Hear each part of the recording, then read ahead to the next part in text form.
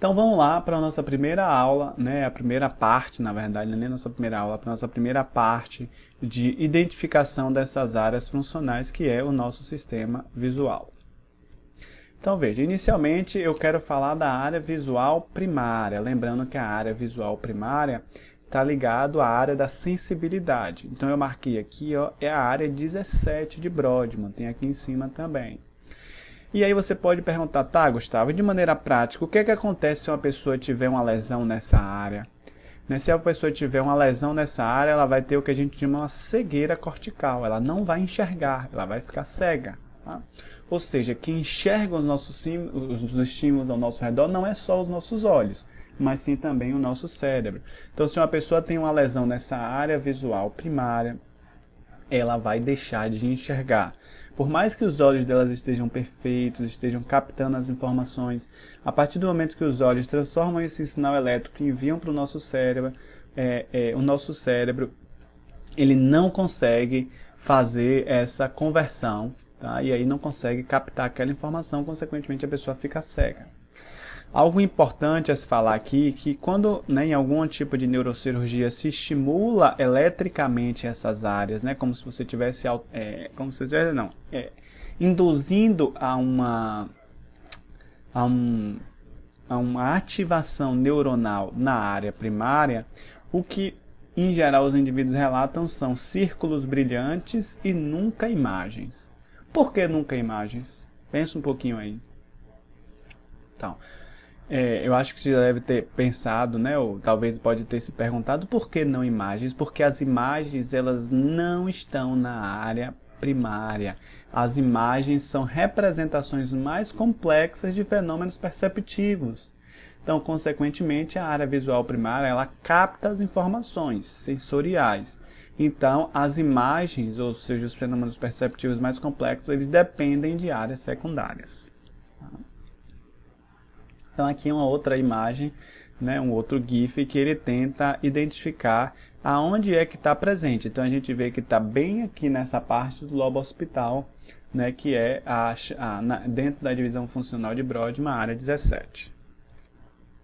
Então, continuando aqui, a gente vai ter a área visual secundária. Tá?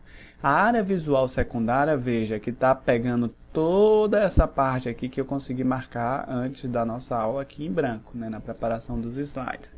E o que é que a gente pode ver aqui? Pega várias áreas, 18, 19, 21 e 37. E por que uma área visual associativa é tão grande? Porque nós somos seres muito visuais. Então, se a gente tem, nós somos muito visuais, a gente precisa de uma área visual maior para captar as informações perceptivas. Então, novamente aqui que eu coloquei anteriormente, já lesões nessa área associativa vão causar alterações perceptivas, as chamadas agnosias, agnosias visuais, por exemplo. Então, o que é que a gente tem aqui?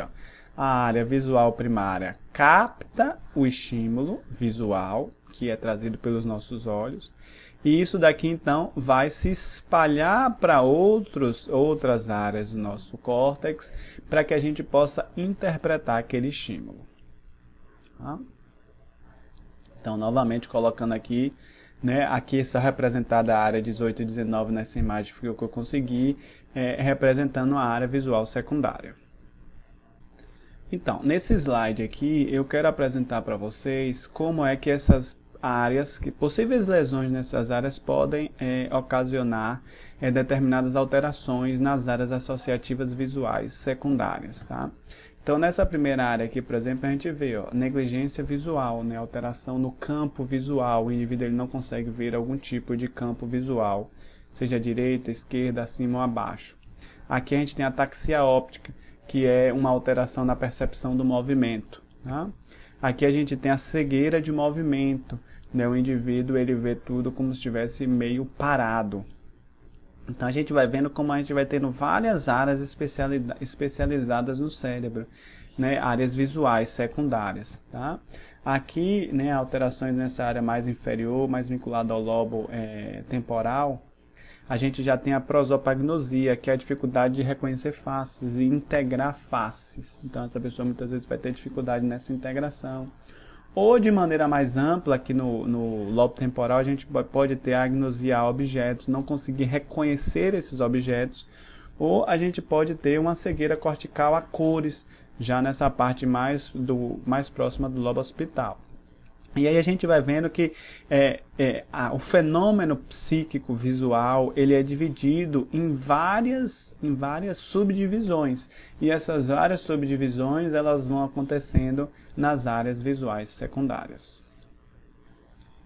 Por quê? Porque veja só como é que isso daqui vai sendo construído. Acho que essa imagem ela representa bem a extensão de que é necessário para a gente conseguir captar algumas imagens. Então veja aqui, ó, se a gente olha uma imagem como essa e a gente vê somente pequenos pontos, veja, quando a gente vê somente pequenos pontos como esses aqui, a gente ativa somente uma área visual primária. Tá? Ou seja, a gente não vê a imagem, não consegue perceber ela enquanto uma entidade, um objeto perceptível. Mas, à medida que a gente começa a ver algumas cores, alguns espaços de orientação e disparidade como linhas, essas características que são bastante simples, elas vão ficando mais complexas, como essa imagem aqui representa. E aí veja, à medida que vai ficando mais complexa, né, a nossa captação de imagem, então a gente vê linhas, a gente vai vendo os ângulos retos que representam essa forma, né, em 2D. A gente pode pensar essa casa em objetos tridimensionais, identificando as características de cada objeto. Veja que de uma área mais simples, muito mais ligada a uma área visual primária, a gente vai captando mais elementos daquela imagem e, consequentemente, né, essa imagem vai se complexificando e, à medida que essa imagem vai se complexificando, a gente vai exigindo o auxílio ou a demanda de mais áreas associativas visuais para que a gente veja um objeto relativamente complexo como esse, né, quando a gente pensa em termos de divisão funcional, um objeto como esse enquanto uma entidade única e ver ele enquanto uma casa, né, que é diferente de ver pequenas partes, que é diferente de ver pontos. Então, à medida que a gente vai ampliando essa informação, mais áreas do nosso cérebro vão sendo requisitadas. Bom, continuando então aí essas áreas visuais, a gente pode ver aqui, por exemplo, vários tipos de estímulos, sejam eles processos mais subliminares ou processos mais conscientes. E o que a gente pode ver aqui? Ó? Áreas mais precoces, elas são ativadas muito mais nessa área visual primária, e à medida que isso daqui vai se complexificando, ou seja, né, vai chegando mais à nossa consciência, isso daqui vai pegando áreas mais associativas. A mesma coisa vai acontecer nesse processo de consciência aqui, né? Então, para a gente captar um estímulo visual, primeiro a gente capta, né, as informações visuais. Isso daqui passa, então, por esses estímulos perceptivos. Depois desses estímulos perceptivos, eles vão, então, para o córtex pré-frontal, ou seja, né, toma mais o nosso espaço da consciência. Lembrando lá daquela primeiro slide sobre o espaço mental que a gente tem. E aí, depois disso daqui, né, a gente volta para unidades motoras para ter certas respostas. Então veja que a gente inicialmente tem áreas muito primárias, para estímulos muito simples, e à medida que a gente vai pegando mais áreas do córtex, isso daqui vai indo para áreas mais complexas, tá? Até podendo chegar a áreas do córtex pré-frontal. Bom, vamos falar aqui no segundo momento agora sobre o sistema auditivo. Tá? Então, a área auditiva primária é a área 41. Tá, dentro dessa divisão de Brodmann. Então, o que é que, veja, se a área primária visual causa lesões, uma lesão na área visual primária causa cegueira, uma lesão na área auditiva primária também vai causar o que a gente chama de surdez cortical. Tá? Baseado naquele mesmo princípio das áreas visuais primárias, se você estimula eletricamente essa área auditiva primária, o que ela vai promover são zumbidos e nunca sons, né? Novamente, porque a área visual, a área auditiva primária, ela capta frequência de sons. A percepção daquilo enquanto uma música, enquanto um som que a gente dê um sentido mais complexo, vai precisar das áreas secundárias. Então, Lembrando, baseado naquela premissa, né, que em geral as áreas associativas elas estão próximas das áreas primárias, enquanto a área 41 é essa área auditiva primária, essa área aqui 42 e 22 são as áreas auditivas secundárias. E aí, novamente, como eu coloquei nos outros slides, a lesão nessa área causa alterações perceptivas auditivas. Tá? Então, essa área aqui do lobo temporal mediano. Tá? E mais ou menos como é que acontece essa informação? Veja, que as informações são captadas aqui pelo nosso ouvido. Tá? Esse ouvido transmite a informação para áreas do tronco encefálico. As áreas do tronco encefálico enviam informação para o tálamo e do tálamo ele vai então para a área auditiva primária, que é essa localizaçãozinha aqui. Ó. Veja que essa área localização auditiva primária, ela distribui essa informação para áreas secundárias, tá? E aí eu falo desse modelo aqui do processo auditivo dual, onde a gente vai ter duas vias, aonde está o som e o que é o som. Então aqui inicialmente a gente envia essas informações para um lado, onde a gente identifica onde é aquele som, e aqui a gente, né, com áreas associativas, a gente vai identificar o que é aquele som.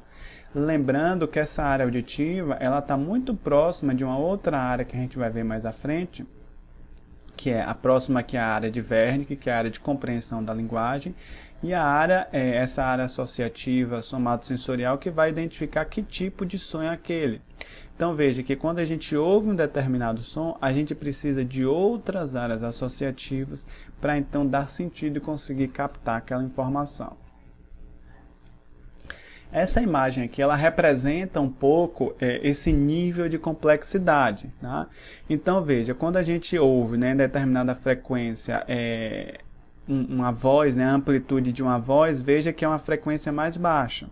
Veja quando a gente tem aqui uns sons de uma orquestra, a gente já tem uma frequência de onda um pouco maior.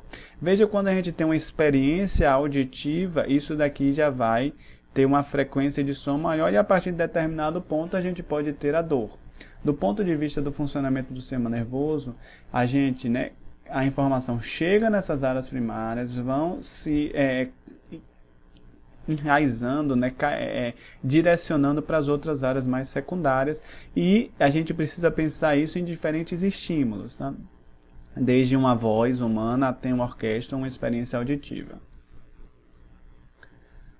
Continuando então, vamos agora ver o nosso sistema olfativo e o sistema gustativo. Veja, o sistema olfativo tonto gustativo, eles são áreas, se a gente for pensar, menor do ponto de vista de sistema nervoso. Tá? Então, veja, a área olfatória primária ela é bem importante, no entanto, em termos de tamanho, ela é relativamente menor se comparada às áreas auditivas ou às áreas visuais, tá? Então, a área olfatória primária é essa área 34 aqui, e aí, novamente, lesões nessa área causam a perda do olfato, tá? Então, alterações de áreas, né, na área 34. Algo interessante sobre a área olfatória é que os nossos, né, receptores olfativos que estão aqui no nosso bulbo olfatório, né, que são representados aqui, elas vão direto para a área olfativa, elas não passam pelo tálamo. O tálamo que é esse retransmissor das informações sensoriais. Todas as outras informações sensoriais vão primeiro para o tálamo e do tálamo vão para o córtex. Com exceção do olfato. O olfato ele já sai do bulbo olfatório e já vai direto para a área olfatória primária, o córtex olfatório primário. Provavelmente porque o olfato ele é um estímulo mais primitivo do ponto de vista evolutivo. E aí, consequentemente, ele não passa para o tálamo antes de ir para o córtex. Passando então, né, após essa área olfativa, a gente vem então aqui para a área gustativa, né, que é uma área especificamente, né, bem próximo da área olfativa, que é a área 43, que é a área gustativa. Tá? Então, novamente, né, a gente tem esses mecanorreceptores, né, esses mecanorreceptores não, a gente tem os quimioceptores na língua. Tá, esses quimioceptores na língua, eles vão então para áreas, né, para os receptores, para os nervos cranianos, no tronco encefálico. Do tronco encefálico vão para o tálamo e do tálamo ele vai então para a área gustativa, que a gente então capta a informação, né, do sabor. E essa imagem aqui, ela representa um pouco tanto o córtex olfatório, né, nesse corte coronal, onde a gente vê aqui, por exemplo, tanto a área olfatória como também a área gustatória. A gente observa que são áreas relativamente próximas. Seguindo então nessas identificações dessas áreas, a gente vai falar agora do sistema motor e do sistema somatosensorial. Tá? Então o que é que a gente tem aqui? Ó? O sistema motor, né, ela compreende a área 4 do lobo frontal. Tá? Então, lesões na área motora primária vão causar perda do movimento. Às vezes é muito comum lesões nessa área quem tem acidente vascular encefálico. Por quê? Porque no sistema de irrigação sanguínea, a artéria cerebral média é uma das mais fáceis de terem algum tipo de entupimento e a cessação da irrigação sanguínea. Consequentemente, muitas pessoas que têm AVC, muitas vezes vão ter alterações motoras ou somatosensoriais. Tá? Então, lesão especificamente na área motora vai acontecer a perda do movimento. Então aqui a gente consegue identificar novamente aonde é que está dentro do nosso córtex essa área motora primária.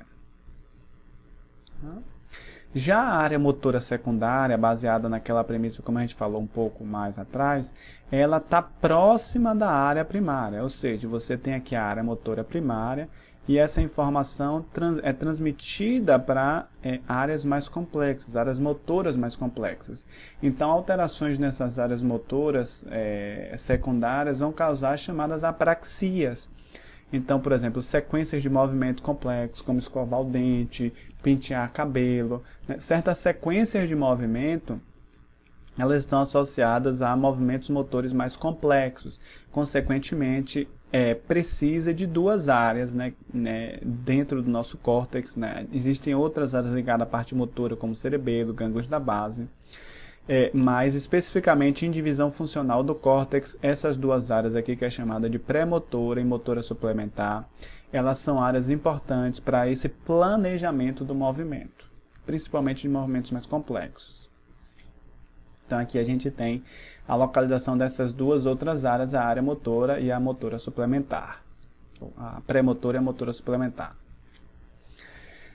Próximo da área motora a gente tem a área somatosensorial, que é composta por essas três áreas aqui, que é a área 3, 2 e 1 de Brodmann. Tá? Então aqui eu botei errado. A área 3, 2 e 1 de Brodmann é a área somatosensorial primária. Né? Lesão nessa área causa alterações da sensibilidade do tato.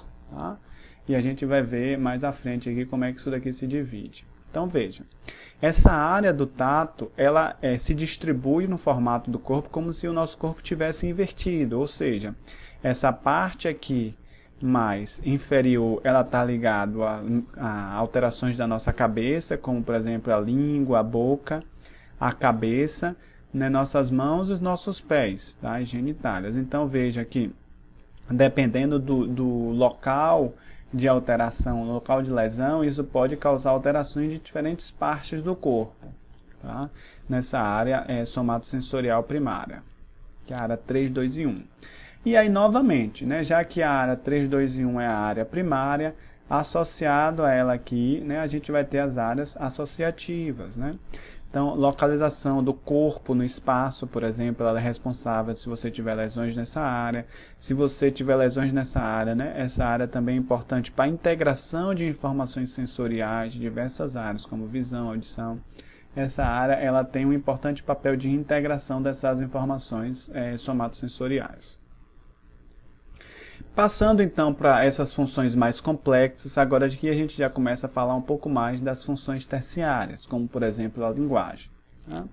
Então, as principais áreas ligadas à linguagem partes aqui da área 39 e da 40, que englobam aquilo que a gente chama da área de Wernicke. A famosa área de Wernicke é a área de compreensão da linguagem, enquanto a área 44 é conhecida como a área de produção da linguagem, ou também conhecida como a área de Broca. Então, a lesão nessas áreas vão causar alterações, seja na produção, seja na compreensão da linguagem. Então, veja como essas áreas, elas se relacionam com várias outras áreas, né? Uma vez que a linguagem envolve, é um fenômeno psico relativamente complexo e vai envolver diferentes áreas. Então, o que é que a gente pode ver aqui? Ó? Então, aqui a gente tem o hemisfério esquerdo, tá? Onde dentro desse hemisfério esquerdo você tem uma análise temporal, né, dessa informação primária, como a gente já falou. E aí veja que essa informação primária que é captada pelo som envia informações aqui tanto para a área de Wernicke, como e a área de Wernicke envia informações para a área de Broca, aonde seriam essas informações mais sensório-motoras, tá? Da interface sensório-motora como a área de Wernicke e a interface articulatória que está muito mais ligado à área de Broca. Só que para a gente compreender essas informações, a gente precisa das informações fonológicas, né? Porque as palavras são formadas por sons, e aí os sons já estão muito mais ligados a uma área auditiva secundária. Assim como a gente precisa também de informações lexicais, tá? As informações lexicais elas já estão ligadas mais a áreas do lobo temporal. As áreas lexicais elas estão ligadas, por exemplo, ao significado das palavras, né? O que é que significa uma palavra? Maçã é uma palavra que existe ou não existe? Piavo, existe ou não existe? Então, assim, existe uma integração de diferentes elementos da linguagem.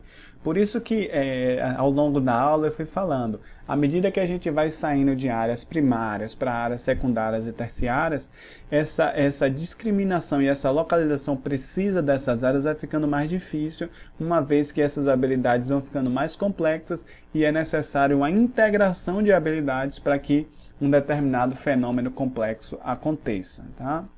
Então aqui, veja que a gente precisa, né, integrar essas informações tanto lexicais, tá, daquela palavra, né, como combinatórias. A gente precisa integrar com áreas fonológicas e áreas também articulatórias e sensoriais para poder compreender aquelas informações, trazendo então esse conceito de redes, tá, que é amplamente distribuída para várias áreas do córtex. Veja que aqui é muito mais presente no hemisfério esquerdo, que na grande maioria das pessoas é a área dominante para a linguagem, e aqui, mas também você vê ligações com o hemisfério direito. Fora da linguagem agora, vamos falar então das funções executivas que também fazem parte das áreas terciárias. Então veja, as funções executivas elas compreendem principalmente essas três áreas aqui, ó. Né, as áreas 11, 46, né, a gente vai ver mais à frente a área 11 está ligada a áreas orbitofrontais, a 46 ventromediais e a área 10 dorsolateral. Né? E o que está ligado a essas funções executivas? Está ligado à capacidade de planejamento, tomada de decisão, controle de impulsos, flexibilidade, que são habilidades altamente complexas e importantes no nosso dia a dia.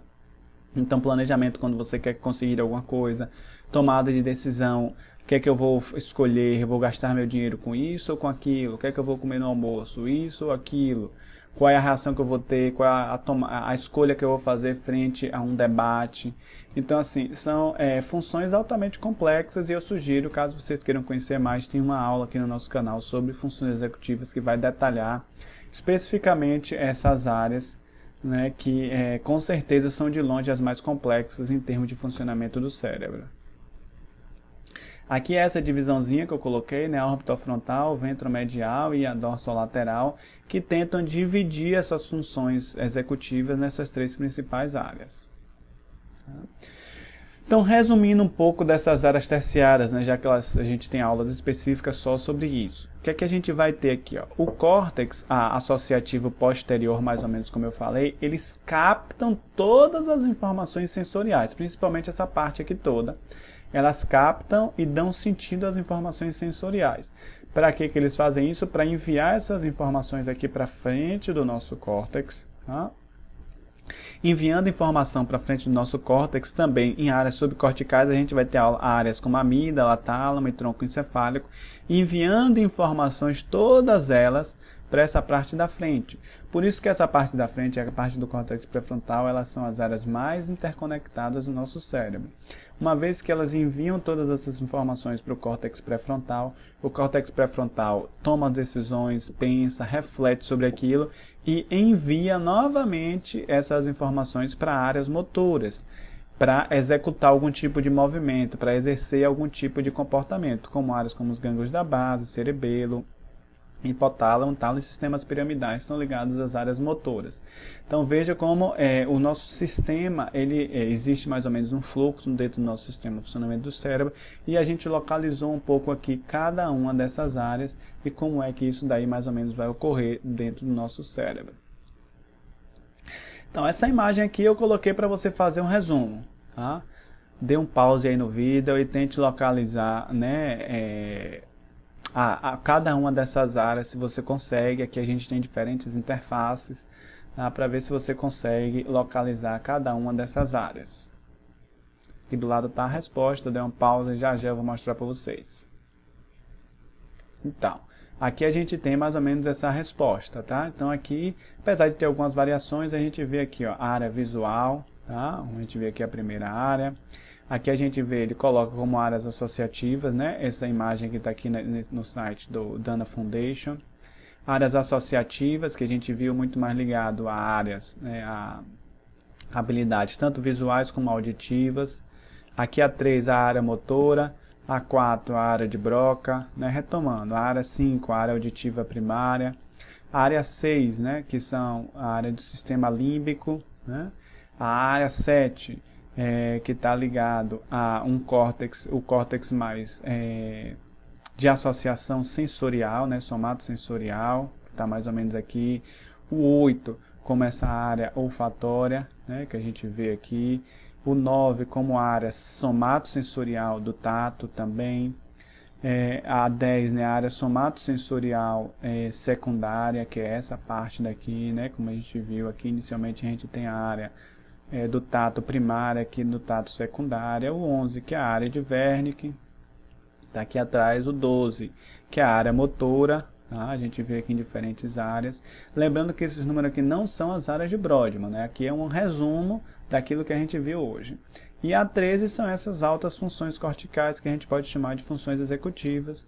E a 14 seriam áreas motoras, né, localizadas aqui no cerebelo. Então, espero que vocês tenham gostado, gente. Veja que agora, né, com essa aula, você consegue ter uma visão geral sobre como é que acontece esse funcionamento do nosso cérebro. E para resumir, né, então a gente viu que existe essa divisão em áreas primárias, que estão ligadas à sensibilidade e à motricidade, né, áreas primárias, secundárias. A gente viu também as áreas secundárias, que são as áreas unimodais, que estão ligadas a fenômenos mais complexos, que muitas vezes interpretam e fazem parte das informações sensoriais primárias dos nossos órgãos do sentido. E depois a gente falou das áreas terciárias, supramodais, que elas estão ligadas a fenômenos psíquicos mais complexos, como linguagem, funções executivas, planejamento.